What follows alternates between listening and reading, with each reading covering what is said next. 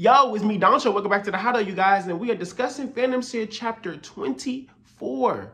24, you guys. We are getting into it, and once again, as I always say, when Phantom Seer is outside that school setting, it's gas. Absolutely gas. I'm loving the dollhouse. It's been amazing so far. Exactly what I needed from it. Confrontation. The stakes are seemingly high. People are getting their shine. My Tingle sitter has been going dummy.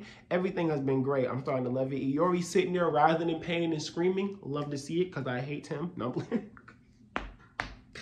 Nah, I'm joking.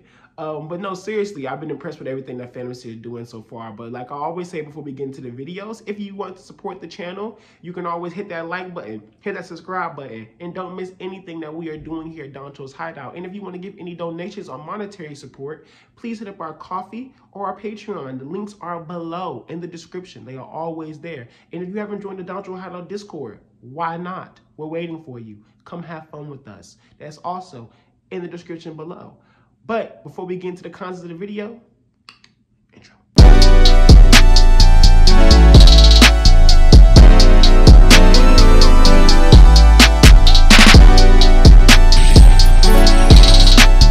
So, Phantom Seer, chapter 24. It was a really interesting chapter. We're getting more info on the Puppet Master, and the Puppet Master clearly does not like being called the Puppet Master. So they have their own specific names for each one of these characters, one of these conceiving hands that work for the Sinjo Heart or whatever. And basically, the Puppet Master, she seems pretty fucking cool. I'll be completely honest with you. I'm loving how her powers work. I'm loving the fact that she's referring to dolls as not necessarily phantoms, but just as dolls, and is speaking on them like they have their emotions of their own, and that she doesn't control them. Like she just does their bidding more of a degree. She doesn't control them. She doesn't make them do anything. Basically, that's why she doesn't like being called the Puppet Master, because she says it makes it seem like she's the one controlling everything and doing everything, when that's not the case. That she's literally just, you know, I guess, speaking for the dolls, living through, you know, the dolls are living through her, vicariously through her. That like little tidbit was really cool, finding out that, you know, she doesn't like the terminology, things like that. Iori and Riku are really small, but the original plan, well, apparently was only to grab Riku and not Iori, but they grabbed Iori as well. So now they like, okay, we're just gonna fucking off Iori. And specifically, what I found cool was the Puppet Master put Iori in front of that one doll for the doll to basically kill him. And this doll already hates shamans because they had been a part of shaman rituals.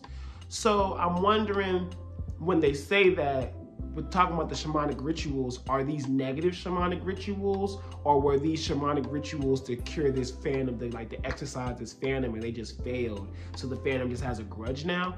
I want some more detail on that. It would be really interesting to find out, like, there were other bad shaman who are out here doing these bad things to phantoms, and that there are some phantoms who really genuinely do not like shamans because they've only had encounters with bad shamans.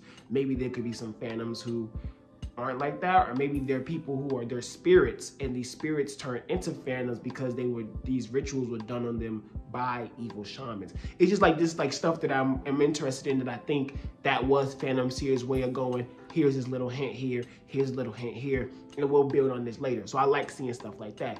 But continuing on, his powers are pretty crazy. The blood already getting on it, and now it's inside. You already seeping inside of him, and it's making him go crazy. And he's like, "Oh my God, I'm cold." And he's like, "No, I'm hot." And like he's just like having basically body palpitation. Like his body's just going crazy. So that was fucking ridiculous. And I wonder if we're gonna get like some cool, crazy like move, you know what I'm saying, out from this happening to him. Like I wonder if we're gonna see like something new or something ridiculously happen to Iori. Now all this is going on with him. I wonder, maybe he'll even be able to like kill a doll and like get some powers off the doll or something like that. That'd be really fucking cool, actually. But yeah, so that happened. So basically it's looking like Iori's got taken down pretty hard, and he's out of commission for right now. And then the Puppet Master's talking on her shit like, yeah, you know, y'all shamans ain't shit, your friends ain't shit, your friends are gonna die by our dolls. Then she realized the dolls had been dropped, and then the Puppet Master's all like, oh, looks like I'm gonna have to fucking kill you, Tingle Sitter, then, because the Tingle Sitter caught the body. So now she's like, okay, yeah, I'm killing this Tingle Sitter. And like she's like, now she has this grudge, now she's upset, now she wants to scrap. And then she's what's her name? Yuri's all like, you're not taking down my man's that easy. Like, you're not taking down Tengu Sitter that smoothly. And then she's like, wow, like they not even gonna be able to find you down here. So what makes you think I'm not gonna be able to off them? And he's like, because bitch, they already here. You get that cool ass spread, you know what I'm saying? The Tengu coming in, doing their little thing, their little attack on the Puppet Master dodge off of it, and then, you know, Tengu Sitter shows up with Mrs. Conda, and they all like, what's poppin'? Like, we in there dead, like we about to go stupid, like we finna buy it, like what's up, you know what I'm saying? And Mrs. Conda gives him that shout out, like, yo, that was you, your Tengu did a good job tracing them back down here, finding this, that, and the third. So the Tengu Sitter basically is turning up. It's looking like this is gonna be like a shining arc for him. He's gonna be a key player in pretty much everything going on. And maybe Irori comes back for like, okay, I'm gonna help with the final move shit. But Tengu Sitter activation seems to be going on here. My man seems to be just ready to get at it, and I'm excited because I'm ready to see what he can do in a 1v1 fight with the Tengu, and like how technically him having the numbers can be some type of advantage for him. And I'm ready to see how he plays this, and I want to see how the Puppet Master fights straight up. And for the Puppet Master to mention things like they're not really controlling the puppets, it makes me wonder if maybe there are more than one puppet within these phantoms. Maybe more than one phantom within these puppets, I mean. And now they could be running around.